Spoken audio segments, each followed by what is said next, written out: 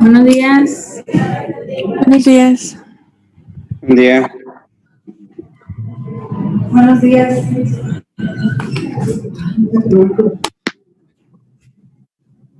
¿Estamos todos?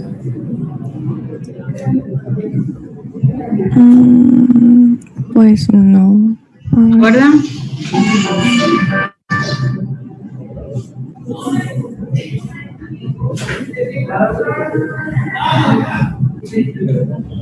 Bueno, pero ya es tarde, cuando gustes. Ok. Bueno, buenos días. Hoy vamos a revisar el tema de miopatías inflamatorias. Mi nombre es Itzel Mendoza Morimoto y soy R3 de Medicina Interna. Vamos a revisar brevemente una introducción, la clasificación de las miopatías inflamatorias, su patogenia, la presentación clínica general y específica que pueden tener, estudios de gabinete que nos van a ayudar al abordaje diagnóstico, los criterios diagnósticos propiamente y el tratamiento. Sabemos que son un grupo de trastornos musculares heterogéneos que van a compartir características clínicas de debilidad lentamente progresiva del músculo esquelético. Esto con disminución de la fuerza, de la resistencia muscular y van a generar fatiga. Se caracterizan prácticamente por un infiltrado inflamatorio en el músculo esquelético, esto en la mayoría compuestos por células mononucleares, células B, células T, macrófagos, células dendríticas, así como la presencia de anticuerpos específicos que generan un ambiente de miotoxicidad y microangiopatía. Esto puede estar o no mediado por complemento. En cuanto a su frecuencia, pues realmente se pueden clasificar como una patología rara. Se presenta 11 casos por cada millón al año. Esto pues sí se ha ido incrementando conforme ha mejorado el abordaje diagnóstico para estas patologías, ya que en 2012 tenían cerca de 2.1 casos por millón al año. Se presenta en una media de edad de 45 a 60 años, aunque un patrón específico sí tiene una forma juvenil con un pico a los 15 años. Tiene una afección de predominio en el género femenino, 2-1, excepto en la miopatía por cuerpos de inclusión, que pues tiene predominio por el género masculino.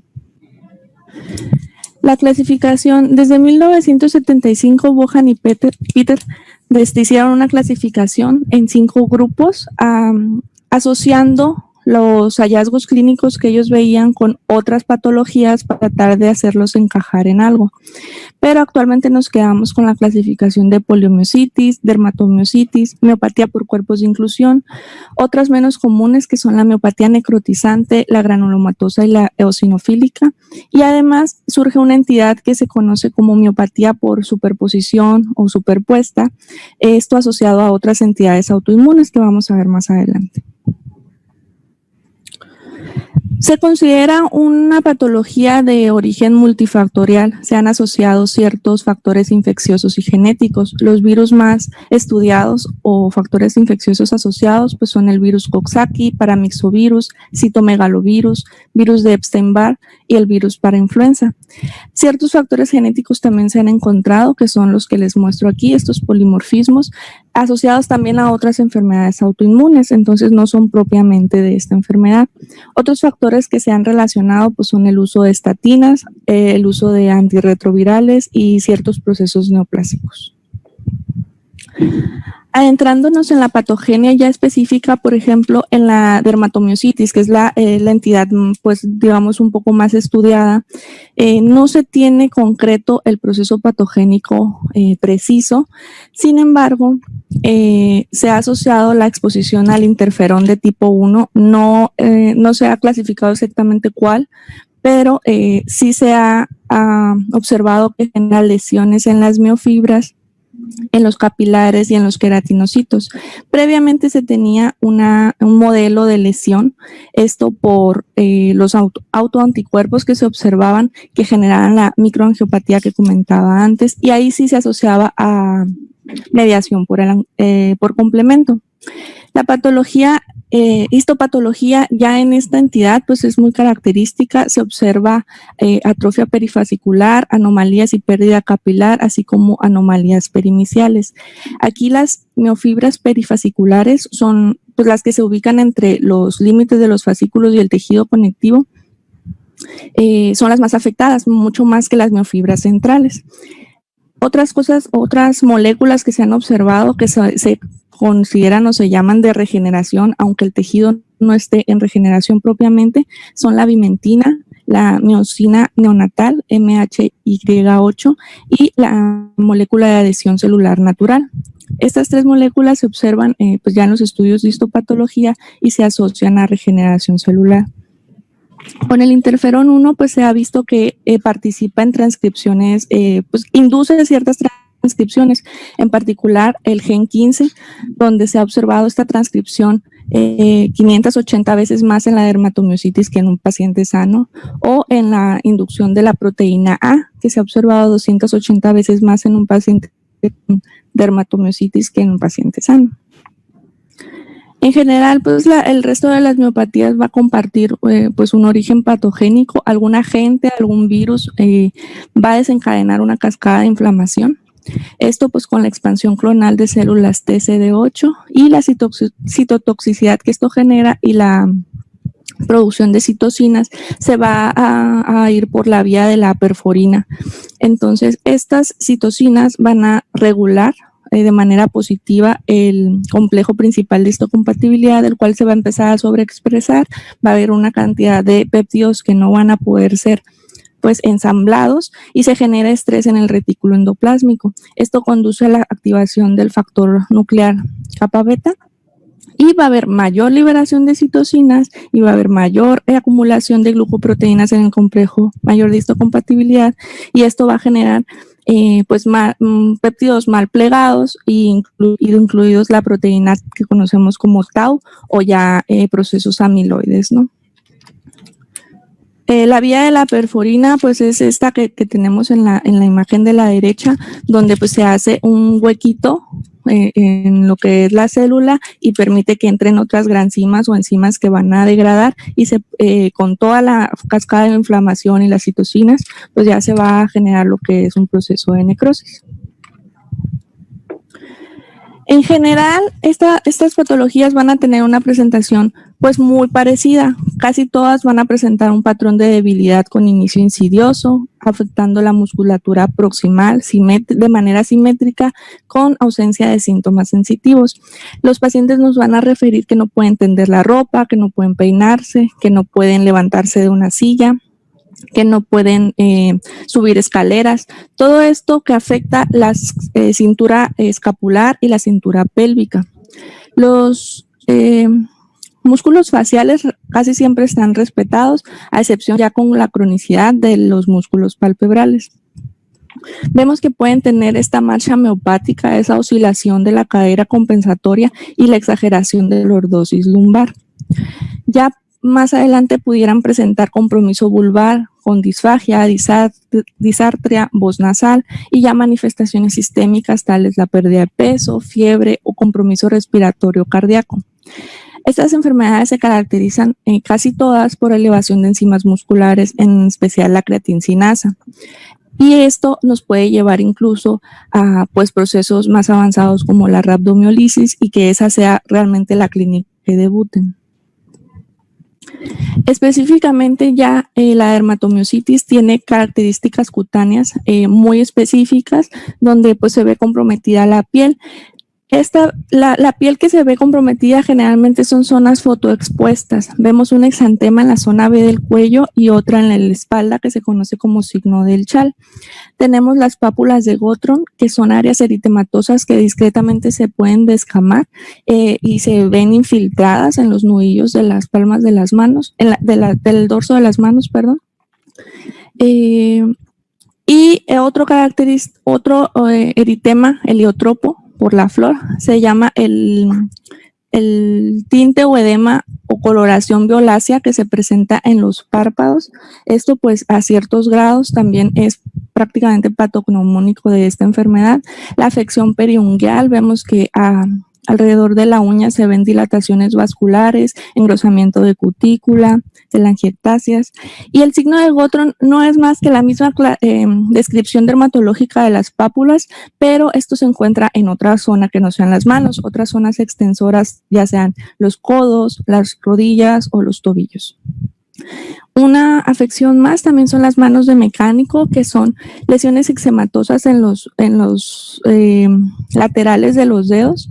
Eso también se puede asociar a dermatomiositis o a otra miopatía. Aquí la debilidad, pues es la prototipo que habíamos comentado, simétrica, proximal, subaguda, puede evolucionar a disfagia, o ya la debilidad en los músculos faciales, la debilidad palpebral. La calcinosis cutánea como tal, pues es más característica de la forma juvenil. Tenemos que el 30% de los pacientes se asocian de 3 a 5 años posteriores al diagnóstico con algún proceso neoplásico, característicamente pues ovario, mama, colon, melanoma o linfoma no Hodgkin. Y de 15 a 20% de los pacientes van a presentar enfermedad pulmonar intersticial, esto documentado por infiltrados inflamatorios y fibrosis intersticial pulmonar progresiva, ya sea por estudios de imagen o de función respiratoria. La miopatía por cuerpos de inclusión, bueno, esta es una entidad que también va a tener debilidad, pero aquí sí se sale un poquito del patrón que habíamos comentado. La debilidad es asimétrica, puede tener y suele tener un comienzo distal y por ese mismo, patrón anormal, digamos, se retrasa mucho el diagnóstico, además de que es una evolución muchísimo más lenta que el resto de las miopatías. Entonces, cuando encontramos al paciente, pues ya tiene atrofia del antebrazo, atrofia del cuádriceps, atrofia de los músculos que impiden la dorsiflexión del pie. El 50% de estos pacientes presentan disfagia al inicio de los síntomas, por eso también es otro distractor. La miopatía necrotizante, pues sí tiene una debilidad, como comentamos, proximal, simétrica, subaguda, pero esta miopatía puede tener una instauración de la debilidad mucho más rápida y severa que la poliomiositis o la dermatomiositis. Aquí no vamos a ver lesiones cutáneas de manera característica y pese a que la mayoría de las miopatías se encierran en el rango de edad de 45 a 60 años, la miopatía necrotizante sí se puede presentar a cualquier edad. Se ha asociado fuertemente el uso de estatinas. Y aunque sí cumple con el patrón en general de la miopatía o la debilidad simétrica, el 40% de los pacientes pueden tener afección en la musculatura distal. Polimiositis. Esta pues fue de las entidades iniciales, ¿no? Las primeras que se intentaron describir. Aquí pues la debilidad es simétrica, sí tiene una evolución subaguda y la debilidad es proximal. Aquí no se identifican lesiones cutáneas. Detalle con esta entidad es que lo que se llamaba polimiositis después terminó siendo miopatía por cuerpos de inclusión, terminó siendo miopatía necrotizante y ahorita pues realmente es la que no encaja con ninguna de los otros patrones, es un diagnóstico de exclusión y de hecho algunos autores ya la empiezan a mencionar como miopatía o miositis inespecífica, ¿no? Aquí los pacientes, pues la clínica ya a los que se catalogan como tal, pues el 50% presenta mialgias, el 30% arritmias o peso vulvar y el 45% presentan poliartritis. He ahí la confusión también sobre todo con la miopatía superpuesta. La miopatía por sobreposición es aquella que pues se asocia a otras entidades ya establecidas como el lupus, esclerodermia, artritis reumatoide y entonces presentan signos y síntomas pues asociados a esas entidades, ya sea fiebre, que debuten con enfermedad pulmonar, rash, los manos y pies de mecánico, comentábamos el eczema en los laterales de los dedos, el síndrome Raynaud o poliartritis distal simétrica. Entonces ahí pues realmente es posterior al diagnóstico ya de una entidad, estas que comentamos, empiezan con esa debilidad simétrica, empiezan con esa debilidad proximal y entonces pues por abordaje diagnóstico se llega a una biopsia y se diagnostica la miopatía, bueno, ya la consideramos miopatía por sobreposición, ¿no? Tenemos el síndrome de antisintetasa, el cual pues es la forma más severa de todas estas miopatías y se asocia a la presencia de anticuerpos antisintetasa, especialmente el anti-Jo1. ¿Cómo vamos a diagnosticar a estos pacientes? Bueno, pues con una correcta anamnesis, con una correcta o completa exploración física, haciendo énfasis pues en el inicio o en la progresión de los síntomas, porque es raro encontrarlos al inicio de todo esto. apoyándonos con estudios de bioquímica y serología, pues los anticuerpos, estudios de imagen y de electrofisiología, y concretando el diagnóstico con una biopsia muscular. Aquí les muestro una tabla con los anticuerpos más, estos son los anticuerpos específicos asociados a las miopatías o a las miositis. Resalto los que tienen afección o se han asociado más a afección pulmonar, y además nos muestra los que están asociados a lesiones cutáneas y propiamente ya a una miositis en particular, ¿no? Y aquí están otros anticuerpos que se han asociado a miositis, pero realmente no son específicos de las mismas. No se asocian a afecciones pulmonares, son raros que tengan lesiones cutáneas, pero vemos que sí se asocian entonces a las miositis. Entonces casi toda la conexión pues son miositis o síndromes de superposición, ¿no? Ya anticuerpos específicos por cada patrón de miopatía, pues tenemos la dermatomiositis. Esta se ha asociado con anticuerpos anti-MI2. Estos se asocian con el patrón típico de las lesiones cutáneas que describimos hace ratito. Anti-MDA5, estos tienen las lesiones cutáneas y además se han asociado a enfermedad pulmonar intersticial. Los anti-NXP2 se asocian a pacientes adultos con procesos neoplásicos, más con los que van a desarrollar procesos neoplásicos. Y los anti-TIFI gamma se asocia con lesiones cutáneas, pero con procesos neoplásicos previos.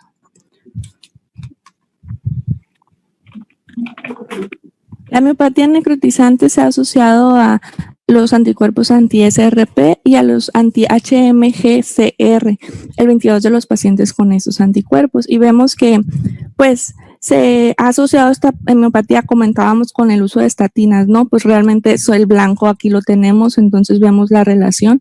Vemos que esta miopatía, pues, y la presencia de esos anticuerpos correlaciona con la elevación de CK y la debilidad.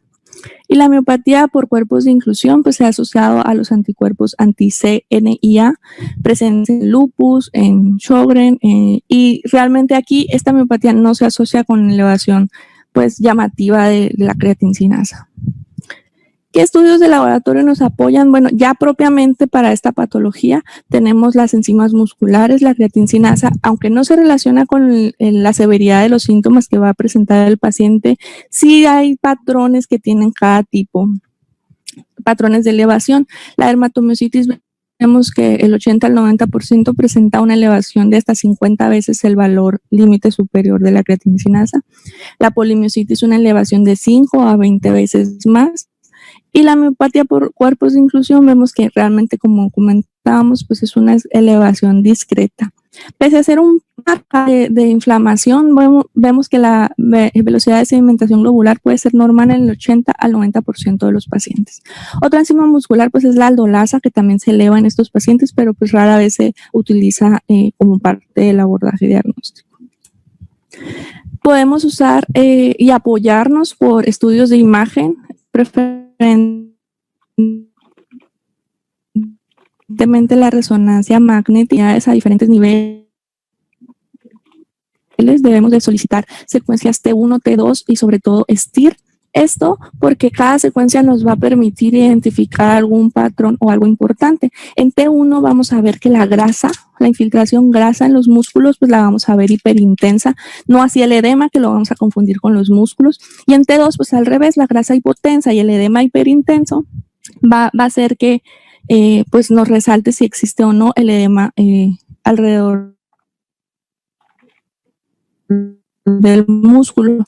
¿Para qué nos sirve la resonancia? Bueno, ayuda a confirmar la presencia y la magnitud del daño muscular y de los grupos musculares, y sobre todo nos va a ayudar a decidir qué músculo es el que vamos a hacer. La electrofisiología, bueno, la electromiografía con aguja tiene como objetivo evaluar el funcionamiento del sistema nervioso.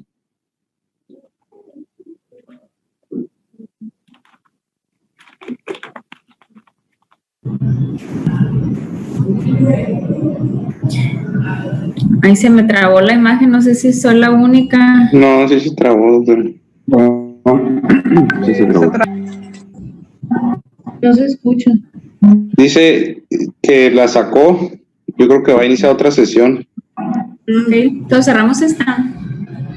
Sí, yo creo que sí. No me estén engañando, pues.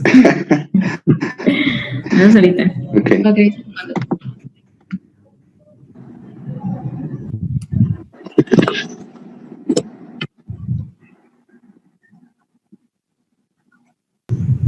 A ver, ¿dónde quito? Ok. ¿Dónde se trabó? Perdón, no me di cuenta. Yo creo que desde iniciando la resonancia, ¿qué te parece?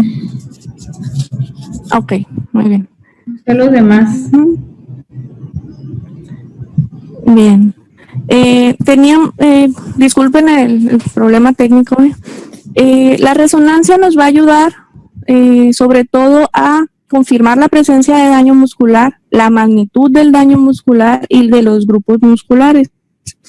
Vemos que debemos solicitar cortes axiales en las extremidades y en el tronco a diferentes niveles y secuencias en T1, T2 y STIR, porque cada secuencia nos va a permitir identificar un patrón o una circunstancia de daño diferente. En T1 vamos a ver que la grasa se va a mostrar hiperintensa.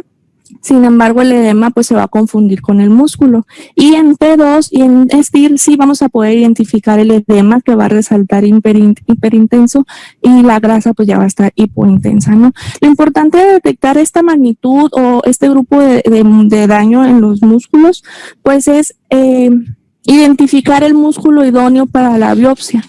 Entonces ya con esto pues podemos tomar esa decisión.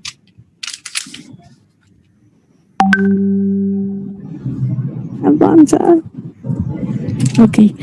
La electrofisiología, la electromiografía con aguja tiene como objetivo evaluar el funcionamiento del sistema nervioso periférico, llámese nervio, unión neuromuscular y músculo. Es importante saber que este tipo de estudios, si por obra del destino tenemos un paciente que va empezando los síntomas, pues no va a haber daño o no va a haber un reflejo de ese daño en este tipo de estudios. El comienzo de estas alteraciones la vamos a ver a las 3 semanas posteriores al inicio de los síntomas. ¿Qué nos van a reportar? Nos pueden reportar denervación activa y cambios miopáticos a la actividad. Estos cambios van a ser actividad insercional aumentada, ondas agudas positivas o fibrilaciones. La sensibilidad que tiene este estudio para el rendimiento diagnóstico en estas entidades pues es del 89%.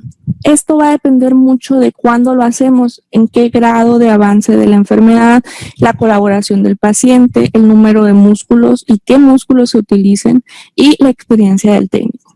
Vemos que un 20% de los pacientes con miopatía por cuerpos de inclusión pueden tener una polineuropatía sensitiva axonal asociada, ¿no?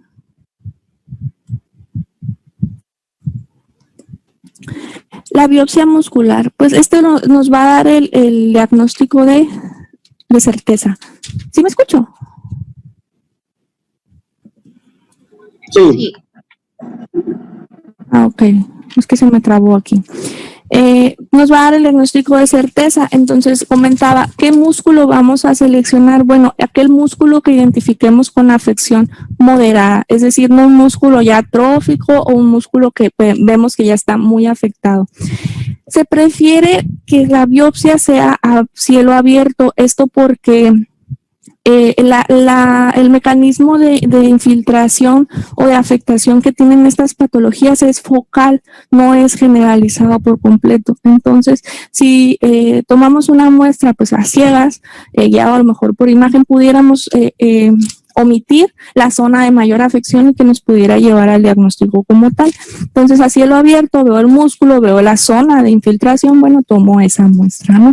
Y se recomienda que sea procesada por congelación, ya que hay otros métodos de preparación de muestra que pueden afectar el resultado que nos reporten. Aquí tenemos imágenes solamente para ejemplo, en la A tenemos una dermatomiositis con los infiltrados característicos y la pérdida de capilares B y C.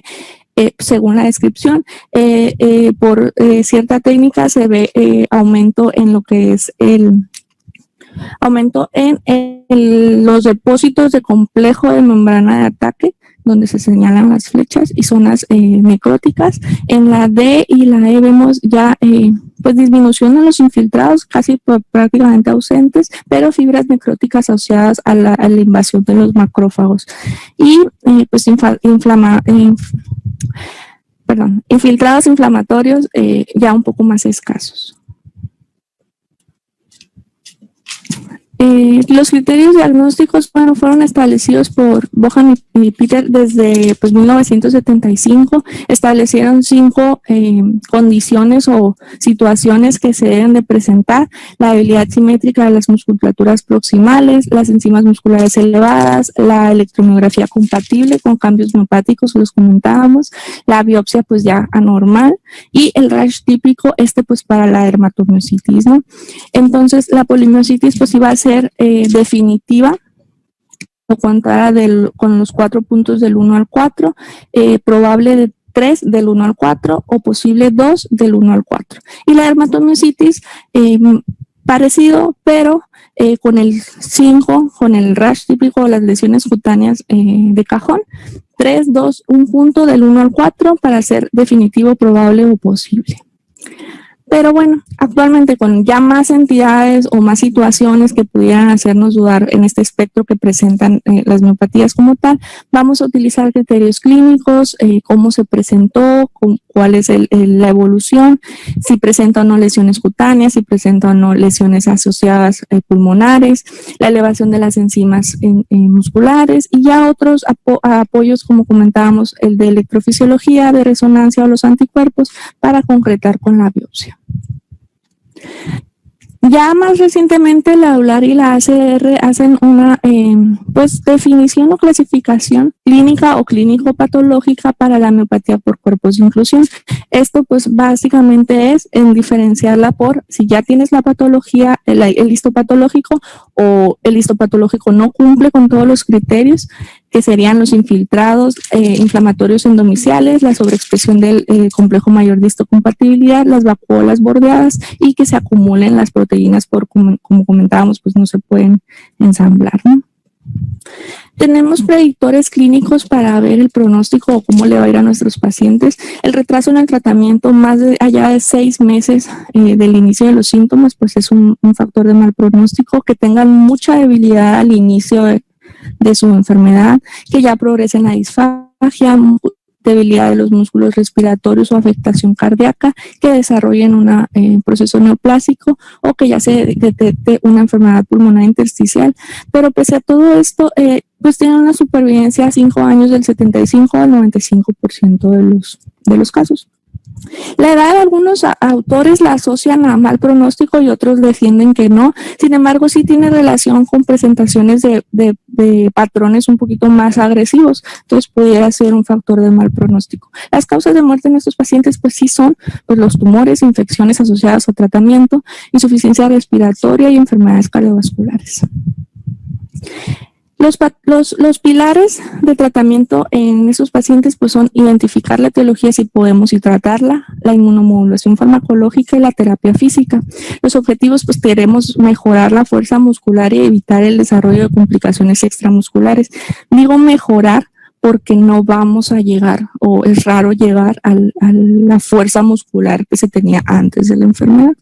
Aquí pues el estándar son los glucocorticoides sistémicos, la prednisona a razón de 1 miligramo por kilogramo con un máximo de 80 al día por 4 a 6 semanas. Pacientes que ya tienen una afección grave, afección pulmonar. Alternativa pues tenemos metilprednisolona, pulsos de 3 días por 1 gramo por día, y tenemos ya aquí les dejo un esquema de dosis de reducción que se nos propone para reducir el glucocorticoide. Realmente lo vamos a llevar a un tratamiento de 9 a 12 meses, ¿no? La evaluación de la respuesta debe ser cada 4 a 6 semanas, puede ser un seguimiento con los aclaramientos de las enzimas musculares, pero se ha visto que el recuperar la fuerza máxima a la que pues llegan esos pacientes es de los 3 a los 4 meses. La respuesta que van a tener al glucocorticoides, pues sí se ha visto que depende del tipo de miopatía. Los polimiositis pues es un volado, 50% van a ser refractarios. La dermatomiositis tiene buena respuesta, el 87%, y la miopatía por superposición pues mucho mejor, del 90 al 100%. Según la presencia de los anticuerpos, pues vemos que ahí los anti-Jo1 tienen una respuesta pues incompleta y un pronóstico. Recordábamos pues tienen el síndrome de antisintetasa y un debut fulminante prácticamente. Anti-PRS y anti-MI2 sí tienen buena respuesta a los glucocorticoides, pero estos también pueden tener un inicio muy abrupto y pues complicar al paciente. Tenemos el tratamiento inmunosupresor.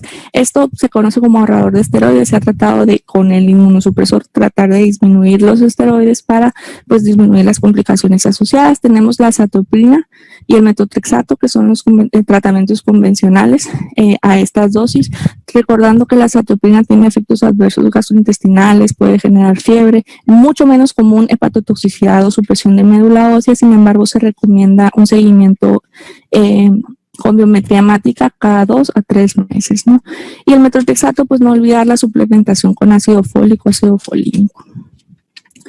Ya pasando último el tratamiento de las miopatías pues refractarias, ha habido varios estudios. Ahorita pues el preferido es el rituximab. Este es el estudio el más grande, donde se vieron a 195 pacientes con rituximab 750 miligramos por metro cuadrado cada semana por 2 semanas, y se vio pues una respuesta adecuada, ¿no? Se vio que sí pudieron reducir las dosis de prednisona, y los otros estudios usaron una dosis pues muy similar y con los mismos resultados. El micofenolato mofetilo pues también se ha utilizado como alternativa cuando los pacientes no responden al tratamiento convencional. Tenemos aquí varios estudios, la mayoría concluyen en las mismas dosis y en que sí se observa una respuesta de la debilidad pues positiva. El uso ya de la inmunoglobulina, bueno, aquí hay varios estudios, pero la guía, la que ya concreta pues la indicación como tal, sí se indica para dermatomiositis refractaria, pero no para ningún otro tipo de miopatía. La dosis pues sería 1 gramo por kilogramo de peso al día por 2 días, aunque hay otra indicación que pudiera llevarse a 4 días. Los inhibidores de la calcineurin, pues tenemos el tacrolimus, que se ha visto buena respuesta. Sin embargo, pues sabemos lo complicado de vigilar el tacrolimus, los niveles séricos, etcétera. No se ha pues manejado como primera elección. Y la ciclosporina, que se ha relacionado más con una buena respuesta a los pacientes que tienen enfermedad pulmonar intersticial. Y otro punto pues son los inhibidores de JAK. Se han estudiado el ruloxitinib y el tofacitinib. Aún realmente no hay mucha evidencia, sería estar pendiente de que sale. Pues realmente si se está asociando a que todo esto es por el interferón 1, pues sí regularlo de manera positiva con estos inhibidores podría ser una buena alternativa. Y terminando, pues es no dejar de lado que hay manifestaciones adicionales que debemos de tener en cuenta. El ejercicio, no dejar al paciente con debilidad y sin mover, ejercicios pasivos, ejercicios isométricos y luego de resistencia conforme lo vaya tolerando. La deglución, pues si no puede deglutir, usar una alternativa, ya sea sonda o elevación de cabecera. Considerar el uso de inhibidores de bomba de protones, la fotoprotección para la piel. La osteoporosis no se maneja como tal una profilaxis, es decir, sí un seguimiento por densitometría y así se hace diagnóstico, pues dar tratamiento. Esto pues más asociado a los glucocorticoides, tratar el prurito, prevenir infecciones y pues la inmunización por lo mismo, porque son pacientes pues que básicamente vamos a tener inmunosuprimidos. Y ya, gracias.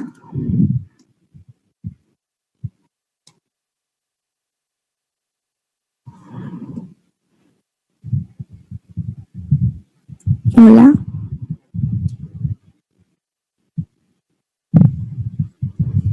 Hola.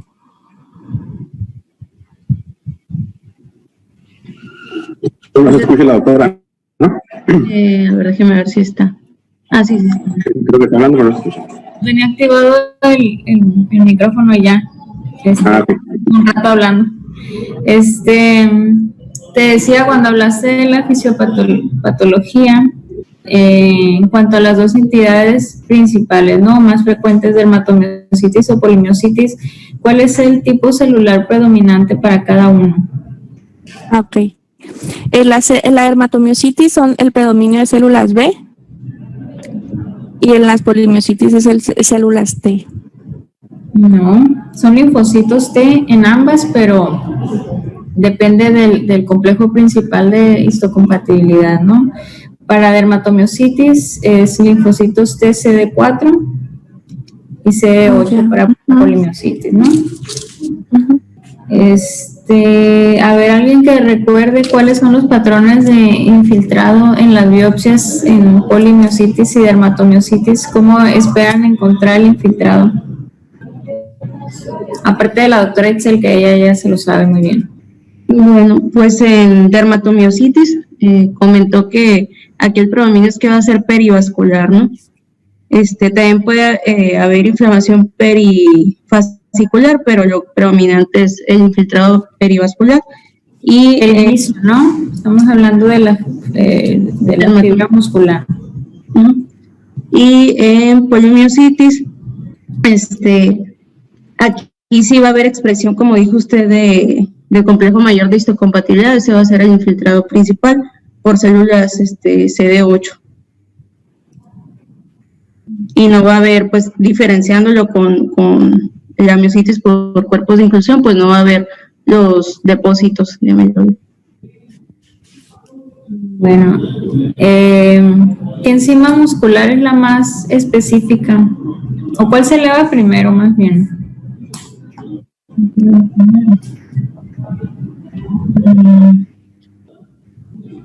La verdad no sé, doctora, cuál se eleva primero. ¿No? ¿Y la más específica?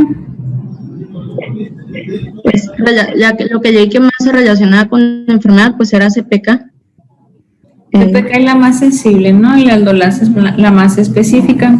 De ahí otras que nos podrían ayudar, GO y DHL, ¿no? O sea, se elevan un poquito más tarde que la CPK.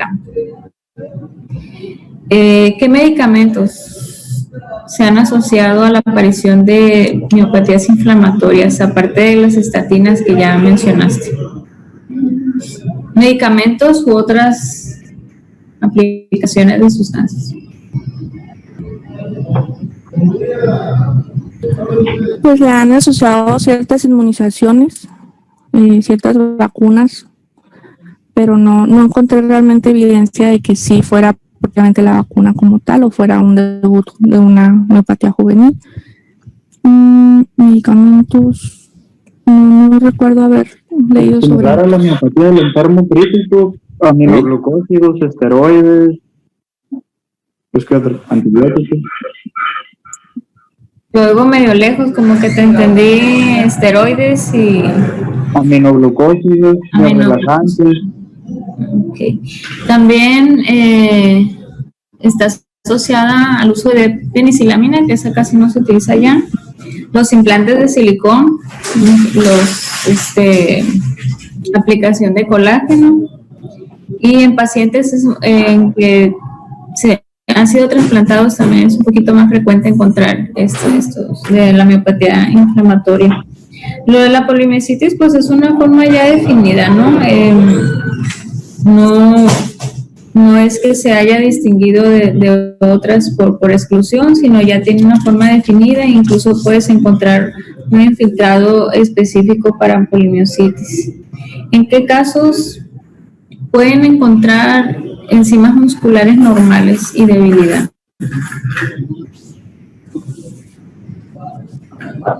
Pero que no sea una miopatía. Que sea una miopatía, claro.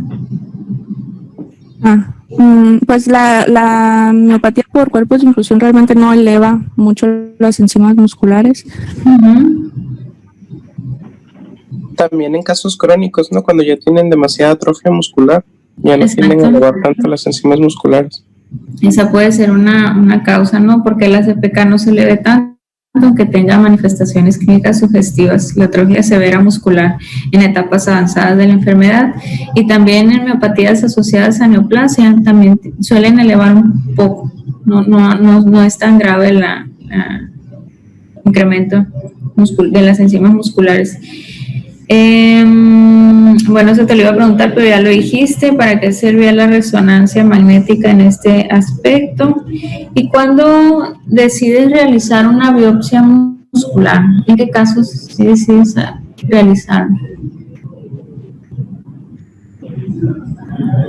Pues en la mayoría de los estudios manejaba que realmente sin biopsia no ibas a dar el diagnóstico concreto, entonces pues sí, todos los pacientes requieren la biopsia. En todos. A ver, pásate la diapositiva de los criterios.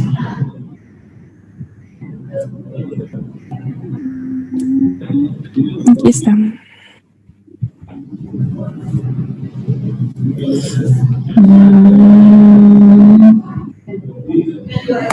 A ver, a la más grande, Itzel, porque no veo nada.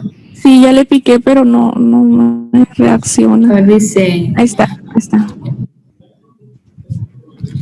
Debilidad simétrica, ajá, enzimas musculares, electromiografía, biopsia y el rash. Polimiositis, bueno, dermatomiositis, definitivo de 5. Es así. Podría ser definitivo con la debilidad de las enzimas y el electro. Ajá. Entonces ahí, por ejemplo, no necesitarías hacer una biopsia muscular, ¿o tú qué piensas? Sí da el diagnóstico, como digo, estos criterios pues son de 1975.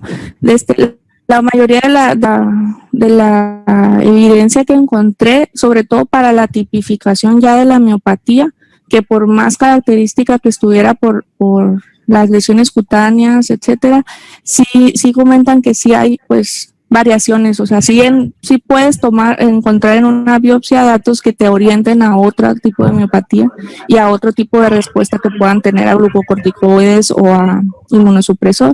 Entonces, la mayoría de verdad de la evidencia que yo encontré es que sí se hace la biopsia.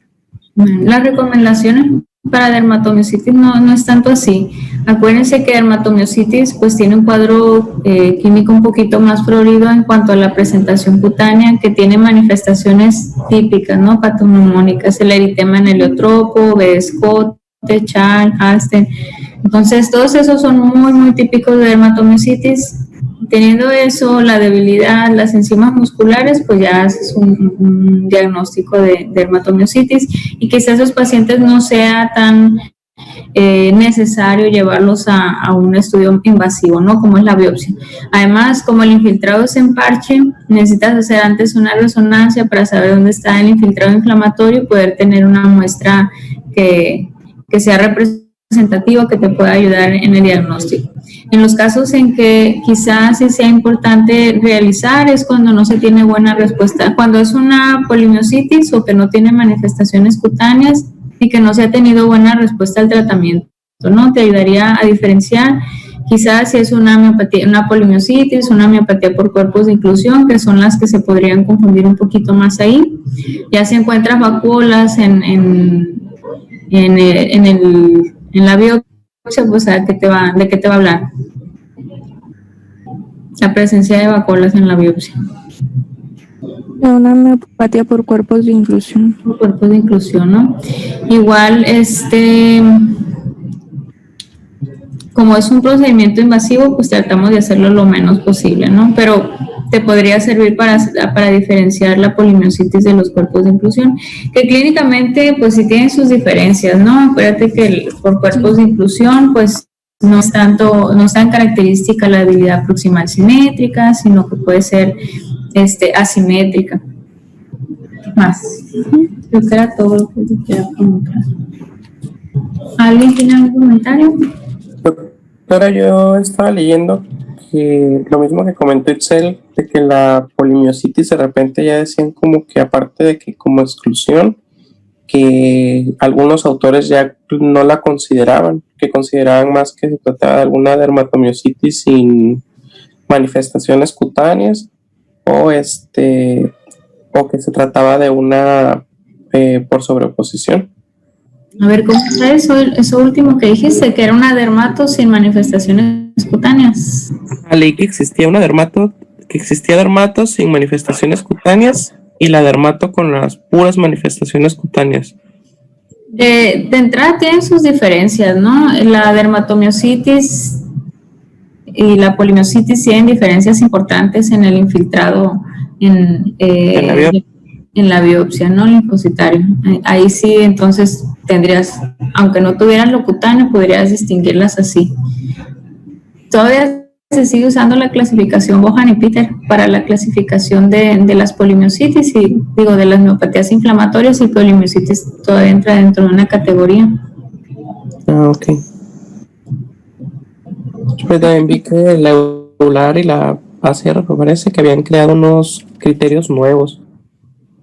Una actualización. Ajá, como una actualización, pero que no estaban como que todavía validados del todo. Mucha controversia, ¿no? Sí. Ok, entonces polimiositis como tal todavía sí Todavía se usa en la clasificación. Ok. Y a ver, recuérdenme cuáles son los componentes del síndrome antisintetasa. Ah, ya me acordé de otra cosa que les iba a preguntar. Creo que son 5, es las manos de mecánico, la enfermedad pulmonar intersticial, son las que me acuerdo ahorita. Son como ¿Qué más? 5. ¿Y qué más? Artralgias, el fenómeno de Raynaud. Fenómeno de Raynaud. Y de las miopatías inflamatorias, ¿cuáles son los anticuerpos para cada una y en qué proporción pueden estar presentes?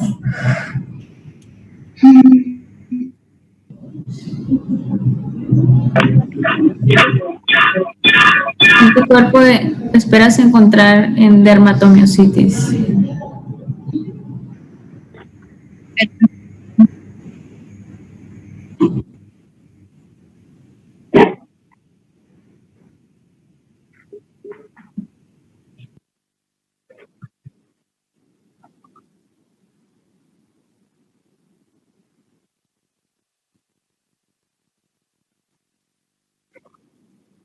¿Cuáles son los anticuerpos antisintetasa? Sí. ¿Cuál es el más representativo? El anti-show1. ¿no? ¿Verdad? Está bien. Bueno, chicos, entonces mañana nos vemos con...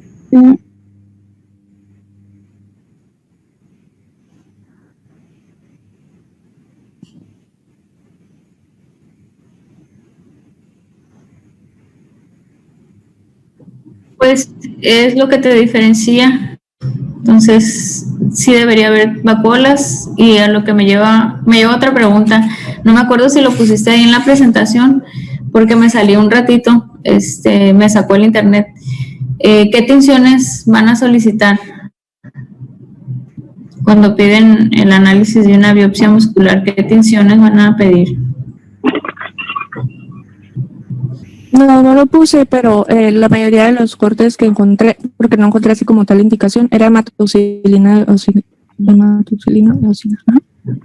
Sí, está bien. Legomori. ¿Perdón? Legomori. No escuché. Está funcionando mi micrófono. Olvídalo. No. Como que entendí micrófono por allá. Dice que está desfuncionando su micrófono. Bueno, está bien. Bueno, chicos, los dejo porque ya me llegaron varios pacientes. Gracias. Gracias. Gracias. Gracias.